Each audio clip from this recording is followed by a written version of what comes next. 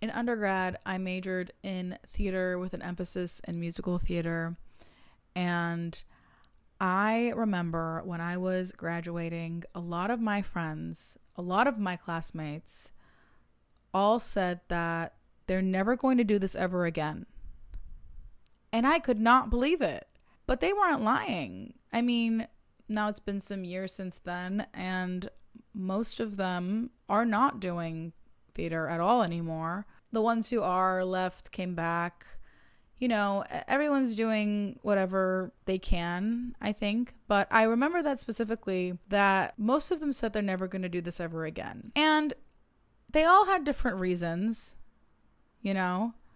like some of them went through a lot of hardships with our professors and the pressure they were put under because of them, which, I mean, is understandable. But what really struck me was that somewhere along the line, being an artist became a super serious thing. And we forgot why we came here in the first place. Like, I'm sure that every single person who was in my undergrad started theater because it was fun to them. It was a space that was fun for them. It gave them a community.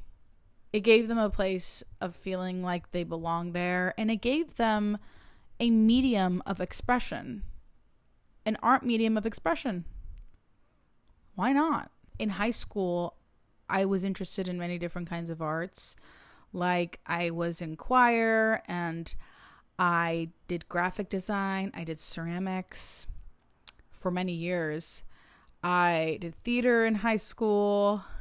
I did film photography. I was really just always trying to find a place to express myself or just find a different art medium. I was always trying new art mediums. Anything that we had available, I wanted to try it. And it was always just like so exciting for me. And I just kept following the things that were exciting for me then. It was really anything that was just fun for me. I wanted to try it and just see what it was. You know what I mean? Like, what can I create here? What can spark my interest here?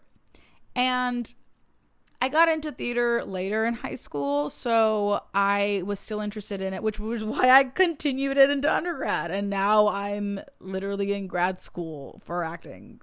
So it's just something that has always been fun for me, So going back to my friends in undergrad, it became a serious thing, especially in undergrad. I get that. I mean, I felt like it was also a serious thing because now you want to see it more as a career than as something fun. And it no longer became this thing that one day you found joy in.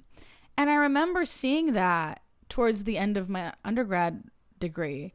And I was like, oh, I have to be very, very, very careful in reminding myself why I started this in the first place.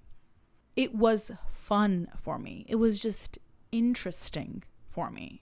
It's kind of like, I feel like art is also discovery of self. It's like, what else can I discover in myself through this form of expression? And I didn't want to forget that. I kept having to remind myself, like, dude, you can't forget why you started this in the first place.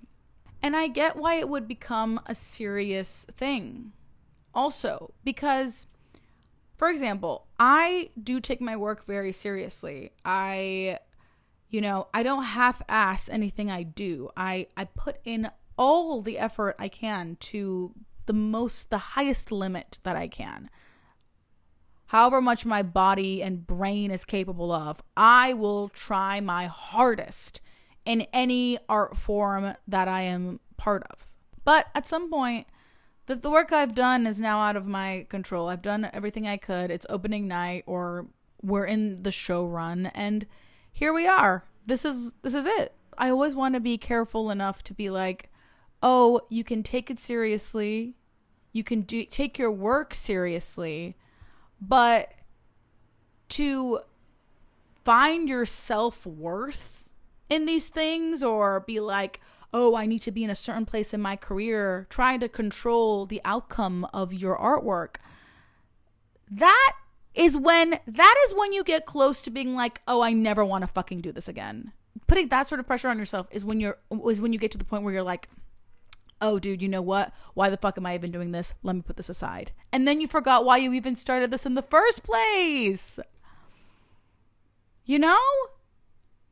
And that is so sad to me, because all of these beautiful artists who have such cool ideas and such cool visions, somewhere along the way, completely put it aside. Maybe they forgot why they started.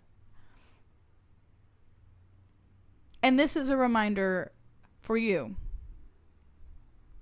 to not forget why you started it. To not forget the things that sparked those little joy moments in your heart where you were like, oh, this is so fun. This is so cool. Da-da-da-da-da-da.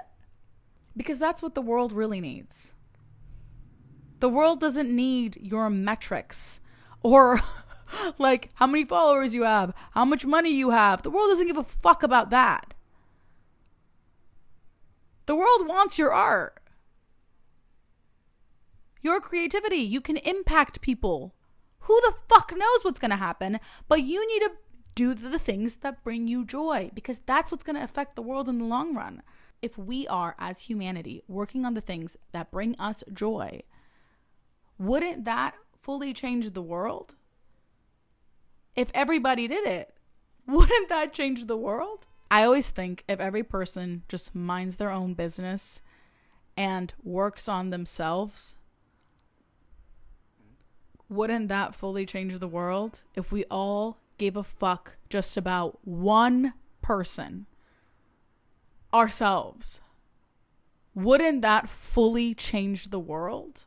If the whole world wasn't getting in everyone else's business and we were all just focused on one, it would fundamentally change the world. One person at a time, you just caring about yourself. I think your art is much more powerful than you think it is. I think your creative energy is much more powerful than you think it is. It has power to change the world. You need to do it and let it out into the world and let people experience it.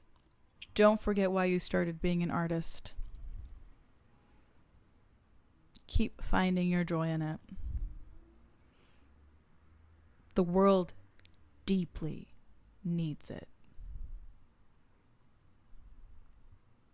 Love you. Bye.